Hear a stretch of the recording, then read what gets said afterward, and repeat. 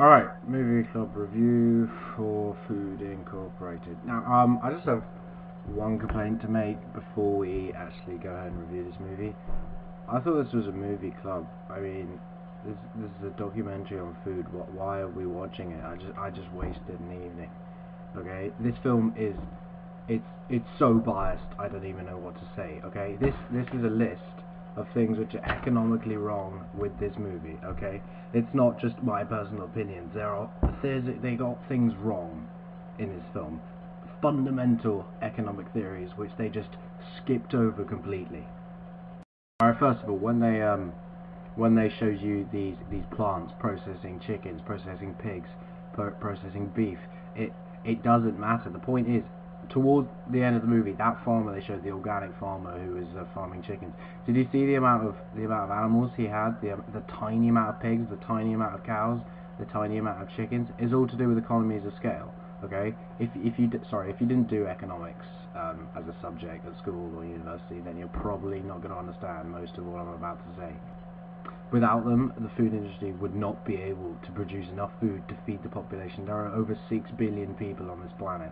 Without these massive slaughterhouses, without the concentration camp-esque farms, you wouldn't be able to produce enough food to feed half the amount of people on this planet. And they say you have the same worker doing the same job over and over and over again. It's like, yeah, it's called specialization. Without it, you can't grow. It's what made the car industry what it is. No one complains about that. You have the same worker making the same part over and over again. Without specialization in an industry, you are completely and utterly fucked, because you cannot expand beyond the smallest farm. Like that guy in the cowboy hat at the end of the film who had the tiny organic farm. You can't expand beyond that without specializing. It just won't happen. And yeah, it is pretty brutal. It is animal cruelty. But I don't even know what to say. You cannot produce enough food for the people in this country. Well, your country, I'm in England. But you cannot produce enough food for the people in America without doing that. I mean, it's a choice. You can either have very expensive and very little of organic food, or you can have a lot of very cheap and very unhealthy food. There is a middle ground, but it cannot be reached productively. It's not cost effective. Okay, going to the where you have loads of different products lined up in the supermarket in the same aisle. Farmer Ted's bread, Farmer Joe's bread, all the different things. It's called price discrimination. Okay, you sell the same product at different prices and with different labels, but underneath it's the same product. Yeah, it exists. It's psychology. It tricks people. If you, for example, I'm going to use Tesco here because it's a supermarket I'm familiar with. They will have Tesco value sausages, which are £1 for 6. They will then have, I don't know what they're called, but better Tesco market sausages, which are £2 for 6, and then top of the range Tesco sausages, £6 for 6. There's pretty much, there is a little bit, but there's pretty much no difference between them. It's called price discrimination, and it tricks people into buying a more expensive product when there's no difference in between the products.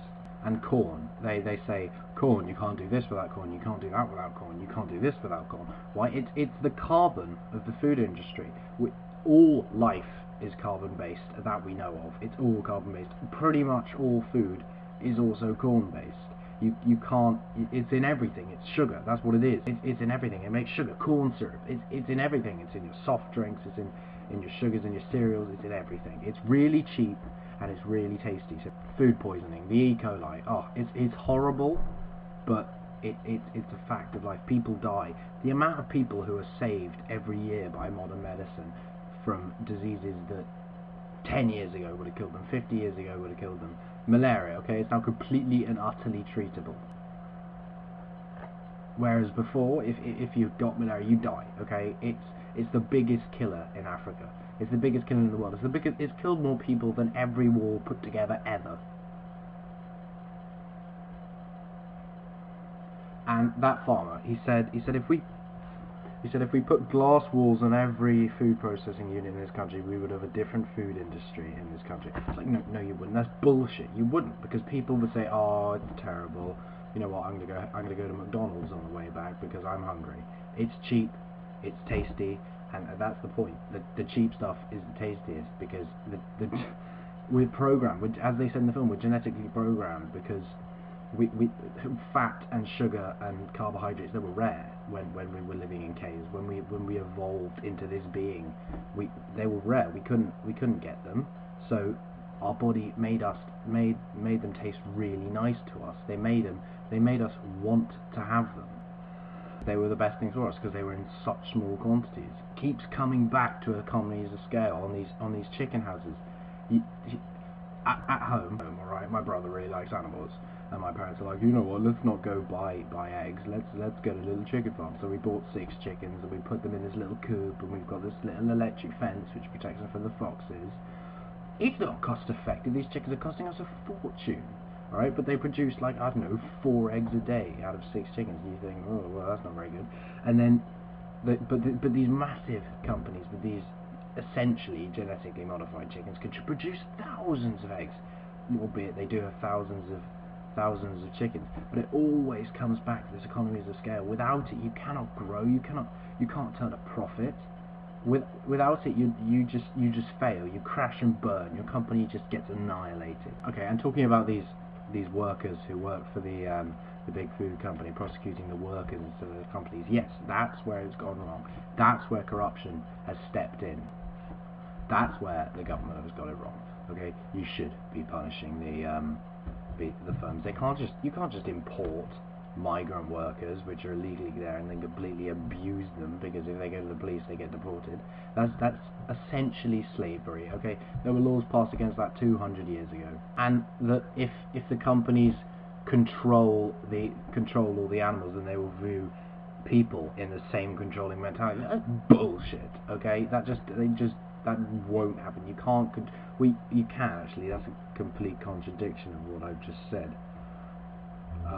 Yeah. Okay. Right. Now, in second thoughts, I actually do agree with that statement. They do view the people with a controlling mentality, and I mean, it's films like this that really, I don't know, they make me angry and they also make me sad.